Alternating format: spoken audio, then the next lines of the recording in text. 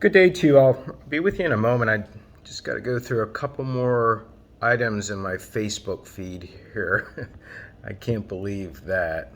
Yeah, just one sec, if you wouldn't mind. Just got to see if anybody reacted to the photo that I posted. Yeah, just one more moment. I got a couple TikTok vids that came in that I want to see. Yeah, it's like that, right?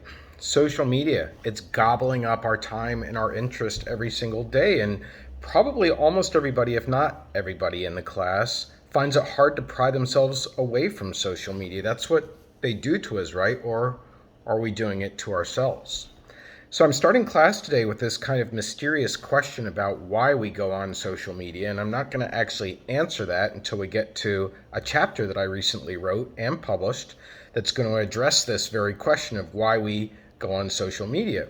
But it's not going to stop us from starting to take on this very complicated subject of social media in the context of this course. This course is all about critical perspectives on social media use. That term critical is very central to the course. It's a term that we're going to take 15 weeks really to break down as we head into the class. So welcome to this class, and I'm quite confident that your mind will be blown by this class. You will be studying social media from a vantage point that you probably had no idea was out there. You may be thinking that you're going to be taking this class and you're going to learn all about how to have something go viral. Well, you will be doing that later in this class, but that comes at the very end, and it's not before we are studying social media from a critical standpoint. And so we're taking on our first chapter today. We're taking on the first chapter in Christian Fuchs' book. His book is Social Media, A Critical Introduction. That's what this book is all about. Notice introduction is what the book is just trying to do. It's just trying to introduce us to some of the basic ideas in criticizing social media that we wouldn't otherwise have. And the very first chapter has to do with a critical introduction to studying social media. So that's what we're taking on today in our first class for the semester. And we're also going to have a discussion question that's going to be based on our reading today. And then you've also got a counter argument that's going to be due on Thursday. So the discussion question will be due on Tuesday. Your response to that will be due on Tuesday at 5 o'clock. And then your counter argument against somebody else will be due on Thursday. The email explains in more detail what is required for those assignments.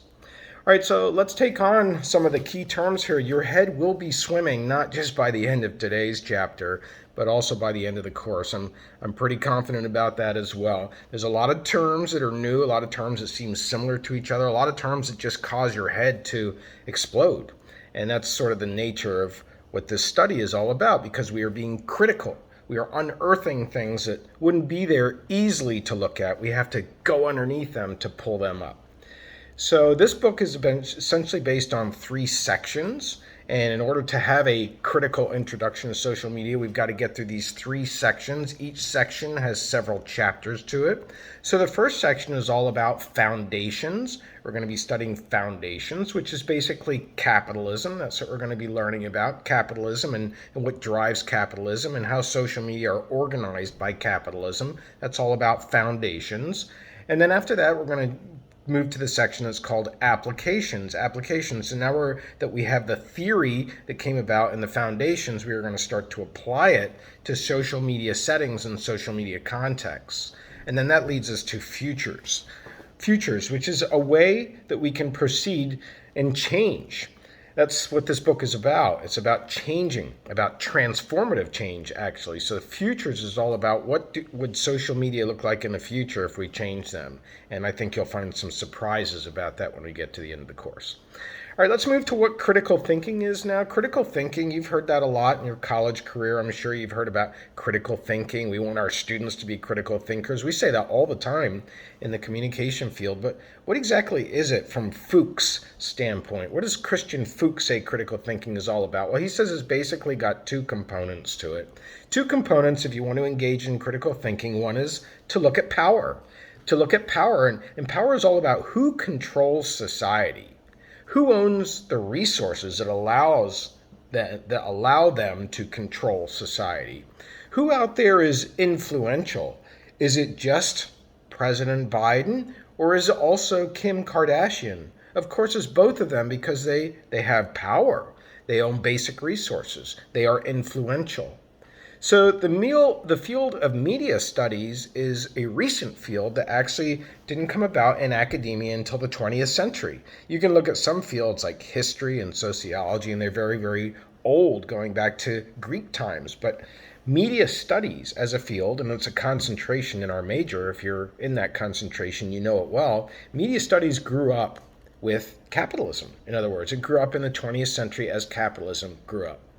And media studies tries to say that there is a certain branch or a certain method of research out there that is not really what we should be doing in communication. And that kind of research is called administrative research. It's embodied in the research of Harold Lasswell. I don't know if you've come across Harold Lasswell in your Intro to Mass Media class way back when you took that class, but Harold Lasswell was one of the early researchers in the media, and he became famous for this phrase that says, all you have to do is ask who says what, using what channel, and to whom, and with what effect. Who says what, using what channel, to whom, and with what effect. If you ask those basic questions, Lasswell said, you will learn all about mass media, and you will be able to understand the process of mass communication. So that's Lasswell. But that exact kind of research is what is critiqued by Paul Lazarsfeld, who is a critical media scholar. Paul Lazarsfeld says, no, that's administrative research. It ignores power. It does not have an ethical component to it. That kind of research is used to help media organizations grow and gain profits and learn about their audiences and sell advertising. And that's not what critical research should be doing. That's administrative research, those kinds of questions, who says what and what channel to whom and with what effect. Instead, to be a critical scholar, what you should be studying when it comes to the media is you should be studying three broad issues. You should be studying the economy, you should be studying politics, and you should be studying culture. So, for example, Google is a company that you can study who says what and using what channel. Google provides a search engine using the internet, and people use it all over the world. That's administrative research, right? If you want to study Google from a power standpoint, you say, gee, Google is a monopoly. It's a virtual monopoly out there. It requires people to supply it with free information that Google then turns around and sells. And it preserves some differences in society between people who are already rich and people who are not rich. That's a different method of looking at media. And that is the basis for critical media studies. So we've got power. That's the first dimension of critical thinking. And now we're going to move on to the second dimension, which is digital authoritarianism. Digital authoritarianism. Authoritarianism by itself is basically a mindset that disrespects other human beings. It disrespects other human beings, and it enforces this disrespect or propagates this disrespect through hierarchies, organizational hierarchies, law and order politics, and nationalism. And authoritarianism, therefore, is a method of keeping current power structures in existence, to preserve those power structures so that they don't get overturned. And so we're going to be asking, what is authoritarian capitalism, and why has it emerged? That's a question that a critical media scholar would ask, because it's a question that would not be asked if administrative research is looking into media studies. Administrative research doesn't look at the question of what exactly is capitalism and why do we have it in this society versus other systems that are out there. You never studied capitalism in your classes, right? I mean, you may give a nod to it in an economics class or a history class, but to study why it's come about and whether it's good or not, that's not something you're doing, but that's something we must do in critical media studies. Let's move on now to the basis of where critical media studies come from. Critical media studies actually come from critical theory. I said there are a lot of terms that are similar and will keep your head spinning. This is a good example of one of them. Critical theory. What is critical theory? Critical theory, and the specific form of it that we'll be using in this class, actually comes from a time period in Germany, and This time period is going to serve as the basis for a school of scholars that we're going to be talking about later in the class called the Frankfurt School. And the Frankfurt School in Frankfurt, Germany, is where critical theory was developed from. And so critical theory, the kind that we're going to be using in this class, will look at the history of communication and transportation systems. That's where original critical theory was born out of, is looking at communication and transportation systems. And an example of applying critical theory as opposed to administrative research is to look at the role of IBM in World War II. And this is discussed in your book, where IBM basically engaged in profit making of keeping track of people who were set and scheduled to be exterminated. I'm talking about Jews, and I'm also talking about gypsies. And IBM provided the software and the data collection techniques to help the Nazis keep track.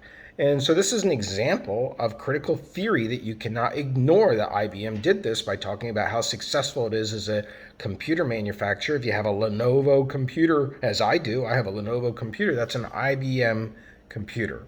And so this book, in essence, is concerned about human beings, about human interests. At least Fuchs says that he is. And that's what makes this book a humanistic book.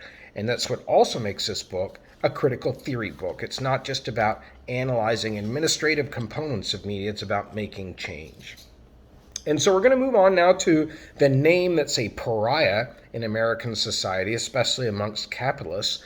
And I'm talking about Karl Marx. Karl Marx. And so Christian Fuchs brazenly asks, who is Karl Marx and why should we read him? He's saying, are you crazy? He actually uses that word in his heading in the chapter. Are you crazy? Why do you want me to read Karl Marx's anti-capitalism? Okay, Marx was a critic of capitalism. But Marx is not the person who was responsible for Stalin, Joseph Stalin, and the Soviet Union and the form of communism that exists out there today in China and Cuba and in Russia. Marx is not responsible for that. That's the way that Marxism got applied in those societies, but that's not the Marx that we're talking about in this class. The Marx that we're talking about in this class has got a lot of theory that he's developed that we are going to be employing to help inform our critical understanding of the media. And so now let's move on to critical theory so that we can build up critical theory, because the scholars that came along and borrowed from Marx, the Frankfurt scholars, they are the ones who have developed this body of theory that's called critical theory. And it's got 6 components to it. One is it's got critical ethics. And so we are going to be talking in this class about what is right or what is wrong, what is just, what is unjust, who is oppressed, who is not oppressed. We are looking at power structures and we are going to render some judgments. That's what ethics is all about. We have to decide whether something is good or not. And then secondly, we're going to look at we're going to critique domination and exploitation. When you look at domination and exploitation, you look at what groups benefit from other groups' losses. What groups have the power over other groups? What groups get people to do things against their will because those things that people are doing they have to do or perceive they have to do in order to survive? We will be looking at domination and exploitation in this class. Thirdly, critical theory involves dialectical reason. Dialectical reasoning is a question and answer format. You'll see that throughout Christian Fuchs' method of writing and his style of writing. He does a lot of questions. A lot of his headings are questions like, why should I read Marx? That's dialectical reasoning.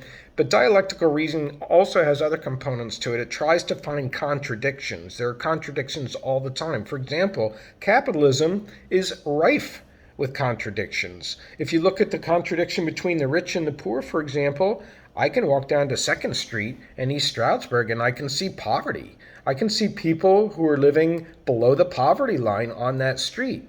And yet I can also walk to other neighborhoods that are middle-class neighborhoods. The question is, how can capitalism have this contradiction? How can you have people who are living day to day also in the same neighborhoods as people who have 3 electric vehicles, for example? So that's what Marx and his critique of capitalism tries to do. It looks at contradictions, and also as part of dialectical reasoning, we look at sublation. Sublation. So sublation is a 3-part process. There's not a good translation for it in English. It comes from a German derived word. This three-part process means to eliminate, to preserve, and to lift up.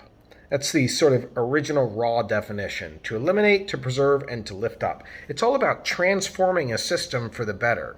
And so when we talk about sublation, we ask, why has capitalism failed to deliver for some people? Why has there not been this lift up part? That's what we're going to look at in this class, is sublation, the failure of sublation in some components of capitalism and social media. And then thirdly, we're going to look at struggles and political practice. Struggles and political practice. We're not just sitting in a classroom in this class. We're not just reading a book. We're not just posting discussion question responses and counter arguments. We're also trying to change society once we discover exactly what the inequities are. We're going to try and make some changes in this class, and you'll see that by the end of class. And so we will talk about struggles and political practice, how we can make change. Fifthly, we're going to take a look at, as part of critical theory, we're going to take a look at ideology critique. Ideology critique. So an ideology is a way of seeing the world. You can have a religious ideology, for example. You can have a sports ideology, right? Life is a competition. Ideology is a way of seeing the world. It's much more complicated than the two examples that I gave, but we are going to be critiquing ideology in this class because capitalism is ideological. Capitalism brings with it a way of seeing the world. And in fact, our social relations are manifested in terms of money and things. Manifested means they are seen. The way that we interact with each other is based on money and things in many cases. And so we work, for example, for money. That's something that we do for money. And therefore, our lives are organized around going to work and taking transportation to get to work to earn that money. And then the things that we have, the cell phones, the computers, the televisions, the clothes, the cars, the things that you have in your life also organize your social relations. Having a car organizes that you will have a life that means you're going far distances to visit with people as opposed to walking next door. And finally, critical theory involves a critique of the political economy. Critique of the political economy, which is to introduce another term now that is in essence the political economy of capitalism, and that term is capital accumulation. Capital accumulation, we'll use that term a lot in this class. That's what profit-making companies are driven to do, is to keep accumulating capital. Capital is not just money. Capital is wealth. Capital is investments. Capital is assets. Capital is a building, for example. Capital is a brand. And that's what capitalism does. It's at the root of capitalism, capital, right? So capitalism is all about capital accumulation. It's like gobble, gobble, gobble, gobble, keep gobbling up. Now let's move to critical theory approaches. Critical theory approaches. We've got two main approaches that we're going to be looking at. One comes from the Frankfurt School. We'll be discussing the main scholars that were part of that German school in Frankfurt, Germany. There are three in particular: Marcuse, Horkheimer, and Adorno. Marcuse, Horkheimer, and Adorno, three scholars, researchers that came out of the Frankfurt School. They are going to inform our critical theory in this class. And then secondly, we're going to discuss critical theory itself, which has to do with the transformation of society.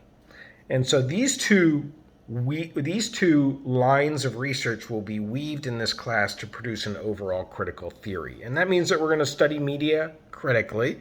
We're using these words in many different ways, and it gets confusing. So don't feel as though if you're frustrated with at any time during this course that you just don't get it. There's a lot of people that don't get Marx, myself included in many ways, and all the other theory that we're going to be discussing in this class. But after a while, you start to have a kind of a beacon of light that comes on inside of you where you start to gain insight, at least I do and many of the students that I've had do, as you stay with this material. And so we're going to study media critically in this class, and that means that we're going to look at the power relations that constitute the production and the distribution and the consumption of media resources. We're going to look at those power relations, and we're also going to look at how the making of meaning is shaped by our social relations. What kind of meaning do we get out of our use of social media? And finally, we are going to look at media activism, which involves social movements and media homogenization. Media homogenization is sameness that exists out there. And we'll talk about how that's a result of capitalist systems. Now let's move to talking about critical political economy and the Frankfurt School. Critical political economy and the Frankfurt School. Both of them look at ideology, a way of looking at the world. That's what ideology is. And both of them talk about how capitalist media reify. Capitalist media reify. Here's another new term for you probably. Reify means to reduce, to bring down, to make simple, to take something that's complex and abstract and of great importance and to reduce it down. That's what reifying is doing. Capitalist media reify in two ways. First of all, they reduce humans to being consumers of advertisements and commodities. That's what people are in a capitalist media system, a capitalist social media system, as human beings are nothing more than consumers. That's how they're treated. Is there another way out there? Yes, we will be discussing that in this class, but right now we can just think of human beings as being reified, reduced. Humans are much more than consumers, right? They are human beings. They are lovers. They are fathers. They are mothers. They are students. Much more than consumers, but that's what capitalist media do. It reifies them. And then secondly, as part of the reification, reducing, is capitalist media presents itself as the only or the best possible system that's out there. And of course you say, there's no way if you grew up as an American that you would consider socialism or communism or Taoism. It's just an automatic, right? So of course capitalism is not up for discussion, right? That's what Fuchs is saying is part of the domination of the ideology of capitalism is it just presents itself as, oh yeah, it doesn't need to be discussed. Well, we are going to discuss that in this class.